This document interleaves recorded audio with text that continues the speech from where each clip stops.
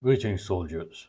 After a while of updating Tankigon 1.0 and discovering certain things, I decided it is time to abandon this game and work on the next iteration. Tankigon 1.0 received 5 updates in total, all of which were small updates. I had fun working on it. It felt epic to have my own project, and I wanted it to take the next step, Tankigon 2.0. What you're seeing right now is one of the first steps towards Tankigon 2.0, the only remaining evidence of those first steps. The rest were all deleted. There are many things I wanted to address in Tankigon 2.0. I will discuss them one by one, starting with the aim of Tankigon 2.0 and its gameplay. Years ago, when I started imagining my tanks game, I always imagined it being open world and PvE, similar to Steel Legends to an extent. So, this was the aim of the next game, making it open world and PvE. To do this, I went deeper into making a bigger map, and this was the result. This would be just the starting area, and those bridges would take you to different locations once they are complete. The mainland was not complete by this point. I used a lot of assets that I purchased just to lay down the ground. However, this road network, as I like to call it, I made it myself, and I am so happy for how it turned out. I wanted the game to have a simple vehicle controller akin to the one in Tanki Online and Tanki X. By controller, I don't mean this. I mean this. Controller in game development is basically the script, or maybe scripts, that tell the game how a certain thing should behave.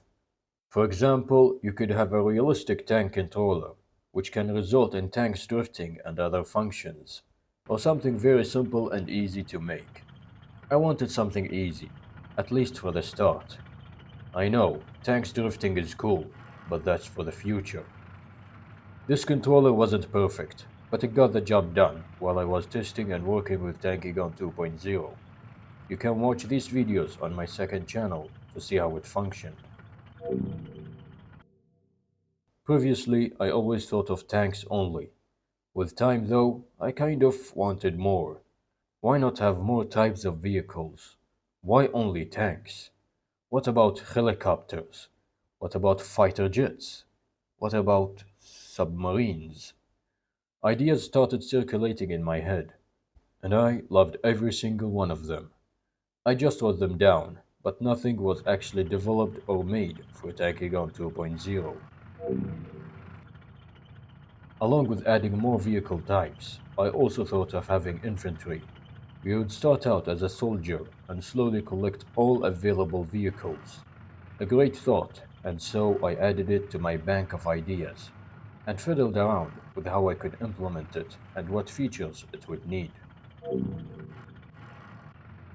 With this, I conclude and end the history video series for Tankigon.